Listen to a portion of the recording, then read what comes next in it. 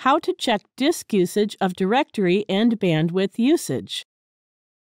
If you are receiving a disk space usage warning or a write failed message and want to know which directory or folder is using larger space, watch this tutorial and see how you can check usages.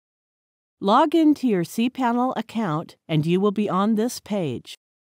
Let's check the disk usage. Go to the Files section and click the Disk Usage. Here you can check disk usage by files in the home directory, hidden subdirectory, and MySQL. Total disk usage is also mentioned here. Here you can arrange your directories as per their disk usage. You can also click on their name and further see the disk usage by individual files and folders. Now let's check the bandwidth usage. Go back to the home page. Scroll down to the Metrics section and click Bandwidth. Here you can see the monthly bandwidth usage of your domain. In case you need more disk space or bandwidth, ask your hosting provider to send a quotation. Thank you for watching.